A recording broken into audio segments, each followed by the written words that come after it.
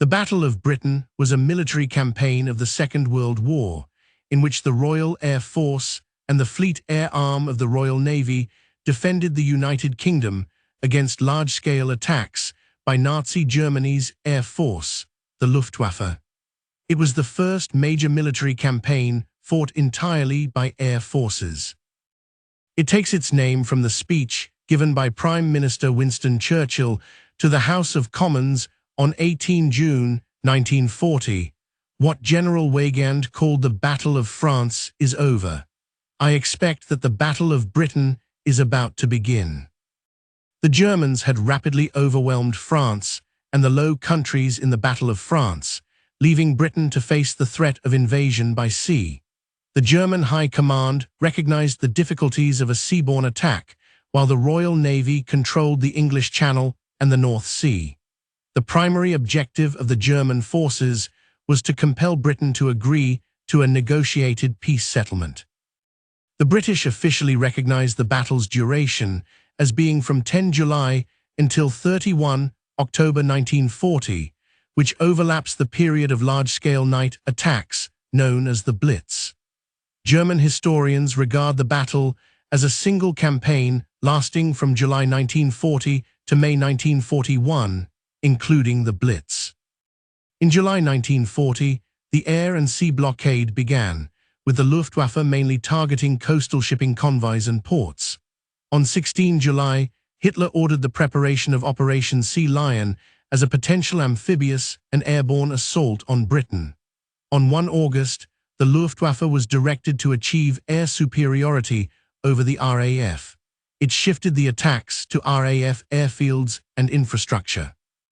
As the battle progressed, the Luftwaffe also targeted factories involved in aircraft production and strategic infrastructure.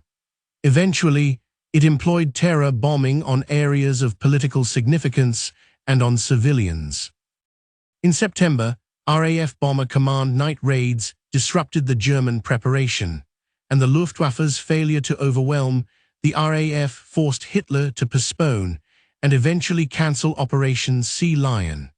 The Luftwaffe proved unable to sustain daylight raids, but their continued night bombing operations on Britain became known as the Blitz.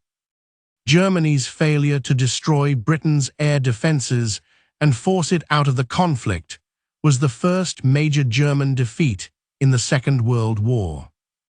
The RAF was restructured in 1936 into Bomber Command and Fighter Command. Fighter Command was under Hugh Dowding, who opposed the doctrine that bombers were unstoppable. The invention of radar could allow early detection, and new prototype monoplane fighters were significantly faster. Early stages of the Second World War saw successful German invasions on the continent, aided decisively by the air power of the Luftwaffe. When Winston Churchill became British Prime Minister, the Germans initiated the Battle of France. RAF Fighter Command was desperately short of trained pilots and aircraft. Churchill sent fighter squadrons to support operations in France, despite the objections of its commander Hugh Dowding that the diversion of his forces would leave home defences under strength. After the evacuation of British and French soldiers from Dunkirk and the French surrender, Hitler believed that the British, defeated on the continent, would quickly come to terms. The Germans were so convinced of an imminent armistice that they began constructing street decorations for the homecoming parades of victorious troops. Although some in Britain favoured a negotiated peace, Churchill and a majority of his cabinet refused to consider an armistice. Instead, Churchill used his skillful rhetoric to harden public opinion against capitulation. The Battle of Britain has the unusual distinction that it gained its name before being fought. The name is derived from "This was their finest hour" speech delivered by Winston Churchill in the House of Commons on 18 June. German aims and directives. From the outset, Adolf Hitler expressed admiration for Britain, and throughout the battle period, he sought a peace treaty. When war commenced, Hitler issued a series of directives. Following the defeat of France, the German Supreme Command argued over the practicality of invading Britain. In Directive Number 16, on 16 July, Hitler required readiness for the possibility of an invasion he called Operation Sea Lion. The Luftwaffe reported that it would be ready to launch its major attack early in August. The German Navy continued to highlight the impracticality of these plans. Hitler's Directive Number 17, issued on 1 August, attempted to keep all the options open. The Luftwaffe's Adlertag campaign was to start around 5 August, subject to weather, with the aim of gaining air superiority over southern England as a necessary precondition of invasion. Invasion plans. Hitler first discussed the idea of an invasion with Grand Admiral Erich Raeder, who stressed the difficulties and his own preference for a blockade. An invasion was seen as a last resort once the British economy had been damaged and the Luftwaffe had full air superiority. In Britain, Churchill described the Great Invasion Scare as serving a very useful purpose by keeping every man and woman tuned to a high pitch of readiness. On 16 July, Hitler issued Directive Number 16, ordering preparations for Operation Sea Lion. The Navy insisted on a narrow beachhead. The Army rejected these plans. Hitler then decided he would decide on the landing operation 8 to 14 days after the air attack began. On 1 August, he issued Directive Number 17 for intensified air and sea warfare, to begin with Adlertag, subject to weather, keeping options open for negotiated peace or blockade. Independent air attack. Under the influence of pre-war doctrine, the main focus of the Luftwaffe command was concentrating attacks to destroy enemy armed forces on the battlefield. They reserved strategic bombing for a stalemate situation. The defeat of France introduced the prospect of independent air action against Britain. The Luftwaffe would undertake a strategic offensive on its own and independent of the other services. Goering was convinced that strategic bombing could win objectives that were beyond the Army and Navy. He expected air warfare to decisively force Britain to negotiate, and the Luftwaffe took little interest in planning to support an invasion. Opposing forces. The Luftwaffe faced a more capable opponent than any it had previously met, a sizable, highly coordinated, well-supplied, modern air force. The Luftwaffe's Messerschmitt Bf-109E and Bf-110C fought against the RAF's workhorse Hurricane Mki, and the less numerous Spitfire Mki. The Bf-109E had a better climb rate and was faster in level flight than the Hurricane Mki, depending on altitude. By mid-1940, all RAF Spitfire and Hurricane fighter squadrons converted to 100-octane aviation fuel, which allowed their Merlin engines to generate significantly more power and an increase in speed at low altitudes. The performance of the Spitfire over Dunkirk came as a surprise to the Jagdwaffe, although the German pilots retained a strong belief that the 109 was the superior fighter. The British fighters were equipped with 8 machine guns, while most Bf-109Es had 2 20mm cannons firing explosive shells, supplemented by 2 machine guns. The 20mm cannons were much more effective. At some altitudes, the Bf-109 could outclimb the British fighter. It could also engage in vertical plane negative G maneuvers without the engine cutting out because its engine used fuel injection. This allowed the 109 to dive away from attackers more readily.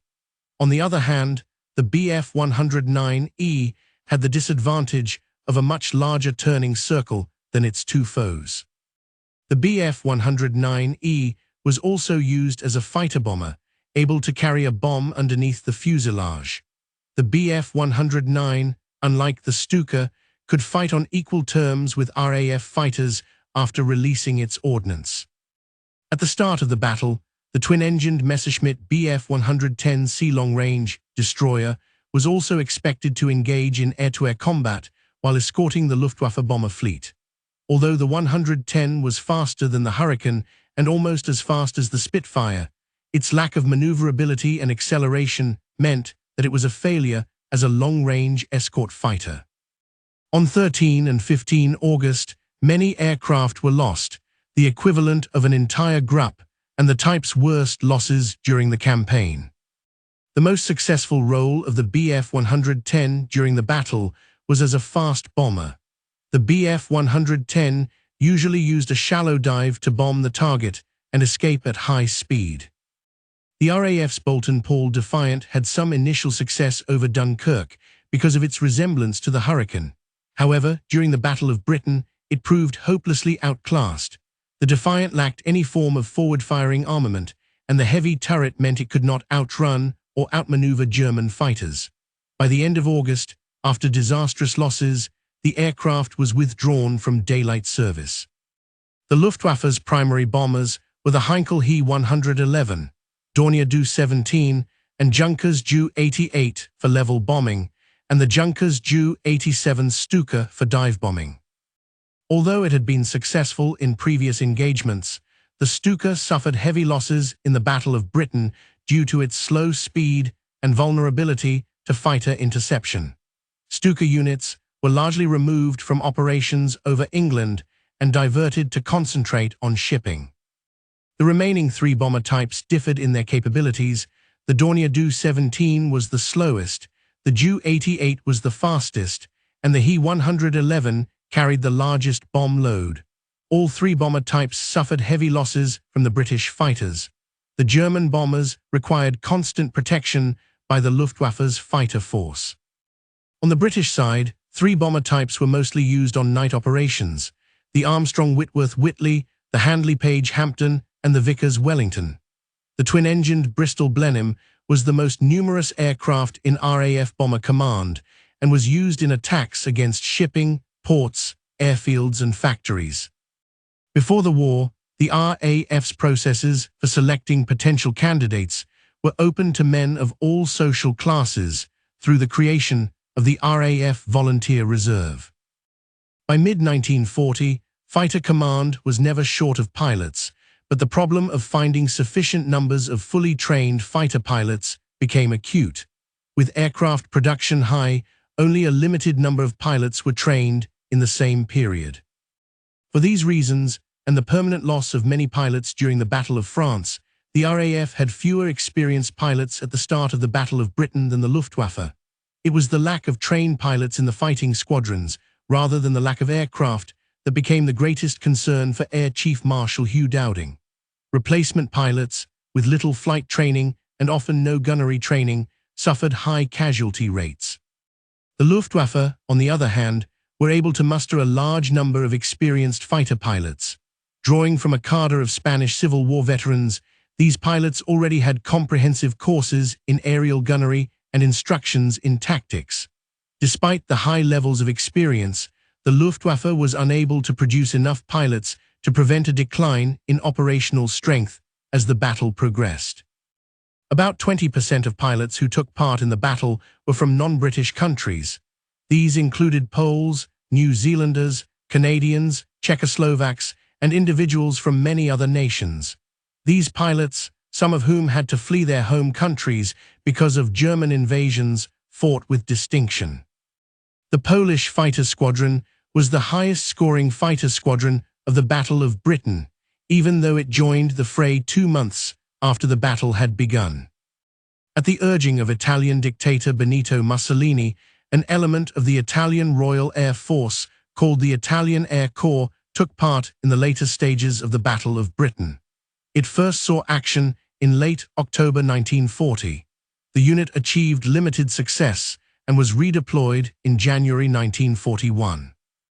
The indecision of the German High Command over what to do was reflected in shifts in Luftwaffe strategy. In June 1940, they began regular armed reconnaissance flights and sporadic nuisance raids. Göring's operational directive ordered the destruction of the RAF, including the aircraft industry. Attacks on Channel shipping began in early July. In mid-July, Directive No. 16 ordered preparations for Operation Sea Lion, and the Luftwaffe was ordered to stand by in full readiness. Göring issued orders for gaining air supremacy, protecting the Army and Navy if the invasion went ahead, and attacking Royal Navy ships. The Luftwaffe regrouped after the Battle of France into 3 air fleets opposite Britain's coasts. Initial Luftwaffe estimates were that it would take 4 days to defeat RAF Fighter Command in southern England. The campaign was planned to begin with attacks on airfields near the coast, gradually moving inland. The biggest disadvantage faced by Bf 109 pilots was their short endurance. Once over Britain, a 109 pilot had limited time before he was forced to turn back and head for France.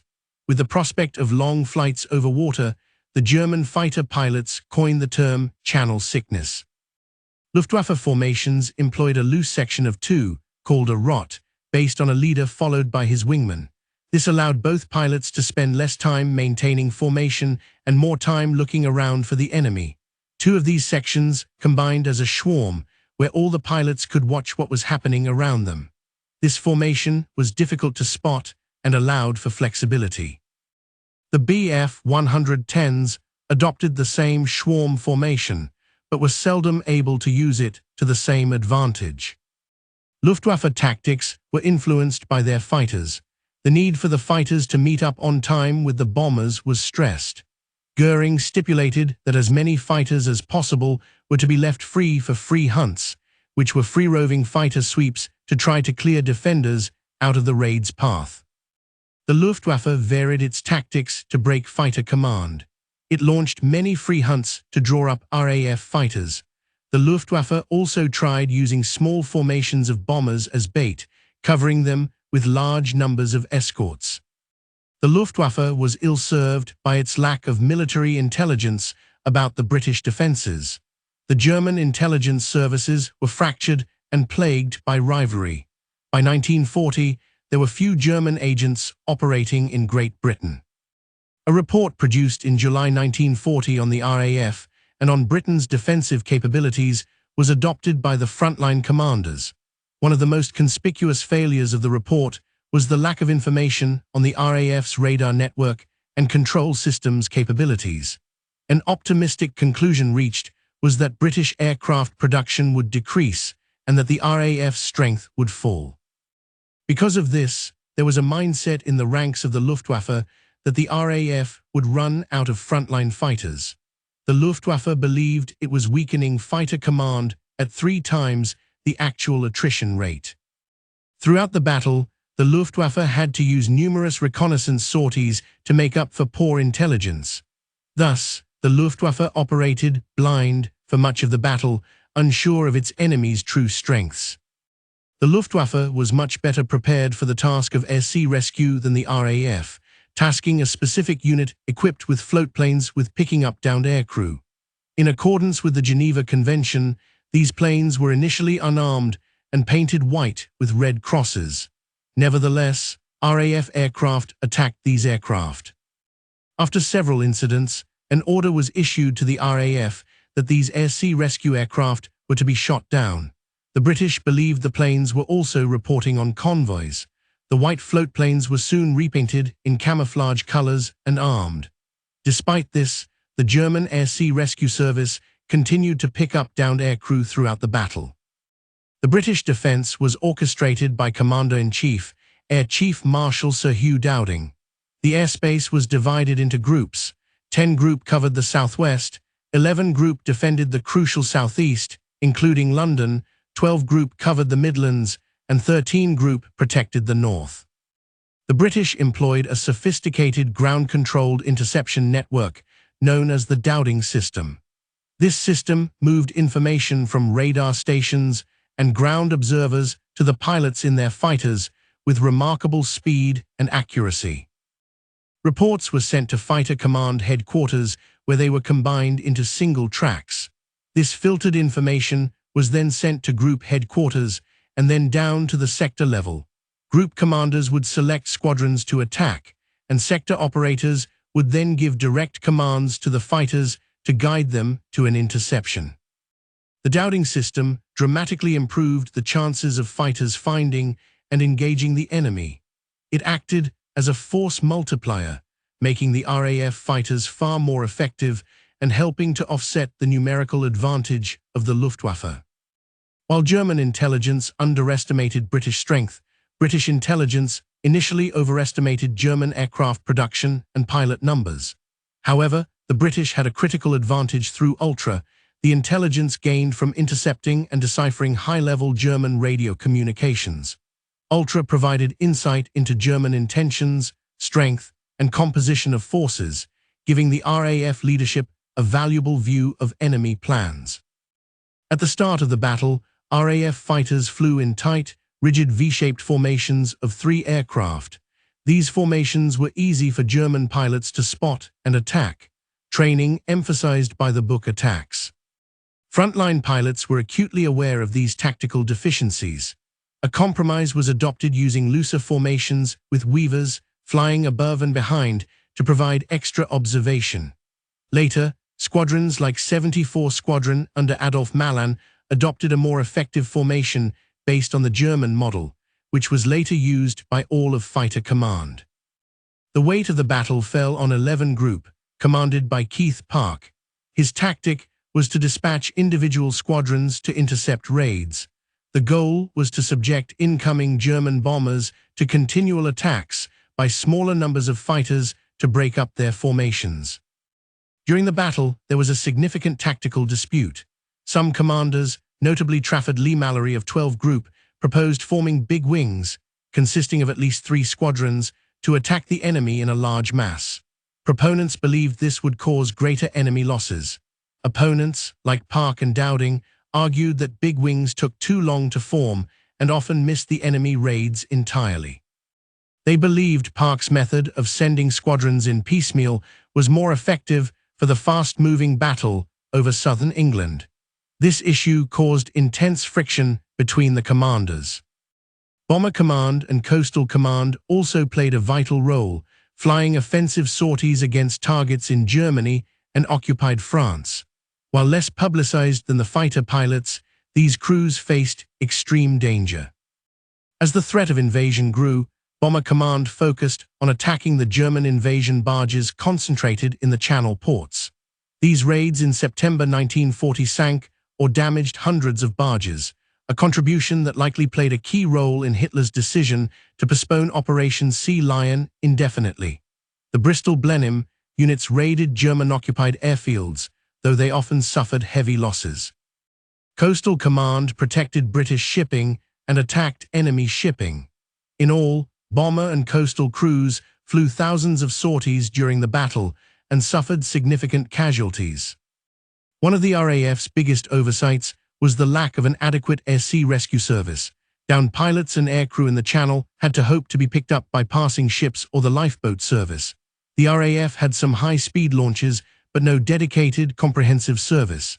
Aircrew were issued with life jackets, but the cold waters of the Channel meant survival time was limited. A proper air-sea rescue service was not formed until 1941. The battle can be understood in several broad phases. 10 July, 12 August, the Channel battles. The Luftwaffe intensified attacks on coastal shipping and ports. 13 August, 6 September, the main assault. The Luftwaffe began its major offensive, dubbed Eagle Attack, aiming to destroy the RAF. This involved massive daylight attacks on RAF airfields and radar stations. 7 September, 2 October, the Blitz on London. The Luftwaffe shifted its main focus to day and night attacks on London. 3/31 October, the closing stages. Large-scale night bombing continued, while daylight attacks diminished into smaller fighter-bomber raids. The critical phase began in August with the Luftwaffe's concentrated effort to destroy RAF Fighter Command. They attacked radar stations and, most heavily, the sector airfields that formed the nerve centers of the Dowding system. Key stations like Biggin Hill, Hornchurch, and Kenley were hit repeatedly. At times, these raids caused significant damage and strained the system to its limits. The RAF was bolstered by the arrival of fresh squadrons from other countries, most notably the highly skilled and motivated pilots of the Polish and Czechoslovak air forces. Number 303, Polish Squadron, became the highest-scoring Allied unit in the battle. On 7 September, the Luftwaffe fundamentally shifted its strategy away from attacking RAF airfields and began the mass bombing of London, known as the Blitz. This shift gave the battered RAF airfields a crucial respite to repair damage and recover. The effect of the German attacks on airfields is debated. While some airfields were heavily damaged, only one sector station was put out of action for a significant period. British aircraft production and an efficient repair organization kept fighter numbers stable. Furthermore, the RAF actually had more fighter pilots available at the end of the battle than at the beginning, while the Luftwaffe was suffering from a growing shortage of experienced pilots. Although the 2-week period from late August to early September was extremely dangerous for the RAF, the Luftwaffe failed to land a knockout blow. The shift to bombing London, while devastating for the city, ultimately relieved the pressure on fighter command and marked the failure of Germany's strategy to gain air superiority over Britain. Despite earlier reservations, Hitler was persuaded to authorize a major bombing campaign against London. This shift in strategy was presented as retaliation for British raids on Berlin, but it was also a calculated move to break British morale and destroy infrastructure. On September 7th, the Luftwaffe began its massive bombing campaign on London, known as the Blitz. Nearly 400 bombers and over 600 fighters targeted the docks in the East End, creating a huge firestorm. The RAF, which had been anticipating further attacks on its airfields, was caught somewhat off guard, but still rose to meet the threat. This change in German strategy provided a crucial respite for the battered RAF fighter airfields, allowing them to recover. The most damaging aspect for the Luftwaffe was the increased distance to London, which stretched the limited range of their Bf 109 fighter escorts to the absolute limit. The battle reached its climax on September 15th. In 2 massive waves of attacks, the German bombers were decisively repulsed by every aircraft the RAF could scramble. This day, now commemorated as Battle of Britain Day, marked a clear turning point. The German defeat was so decisive that Hitler postponed preparations for the invasion of Britain just 2 days later. Following the failure to achieve air superiority, the Luftwaffe completed its shift away from large-scale daylight bombing. They continued with a relentless nighttime bombing campaign on London and other cities. The RAF's night fighters were initially ineffective, lacking the radar technology to find the bombers in the dark. Daylight attacks were taken over by small formations of Bf 109 fighter bombers, which carried a single bomb. These raids were more of a nuisance, designed to continue the war of attrition and disturb civilians, but they were not decisive. By October and November 1940, German bombing of Britain reached its peak, focusing on ports and industrial cities. The threat of invasion finally ended in December when Hitler issued a directive focusing German efforts elsewhere. Both sides suffered heavy losses and often exaggerated the number of enemy aircraft they had shot down. Overall, the Luftwaffe could not sustain its losses. German aircraft and, crucially, trained pilot numbers declined without recovery. The RAF, in contrast, actually had more pilots at the end of the battle than at the beginning, thanks to a robust training program and contributions from Allied forces. The Germans consistently underestimated the size of the RAF and British aircraft production. This misconception led them to believe the RAF was on the brink of collapse, encouraging a flawed strategy. The shift to bombing London was based on this faulty intelligence. Propaganda was a key element of the battle. British media and government reports focused heavily on the heroism of the fighter pilots, famously dubbed the Few by Winston Churchill. This narrative was crucial for sustaining morale at home and gaining support from the United States. The story of a small band of pilots defeating a mighty enemy became a powerful and enduring part of British national memory. The Battle of Britain was the first major defeat for Hitler's military forces. It proved that the German war machine was not invincible. The victory was as much psychological as physical, stiffening British resolve and significantly shifting American opinion in Britain's favor. For the RAF, it was a vindication of its strategy and the Dowding system. However, the victory was achieved at a heavy cost in lives and aircraft. While it did not bring Britain closer to winning the war, it avoided a British defeat and provided a crucial Allied stronghold from which the eventual liberation of Europe was later launched. Winston Churchill famously summed up the nation's debt to the airmen with the words, "Never in the field of human conflict was so much owed by so many to so few." The pilots who fought became eternally known as the few. The battle is commemorated annually on Battle of Britain Day, September 15th. There are numerous memorials, including the Battle of Britain Monument in London and the Battle of Britain Memorial at Capel le Fern in Kent. A stained glass window in Westminster Abbey also serves as a tribute, and the former RAF headquarters at Bentley Priory is now a museum dedicated to the battle.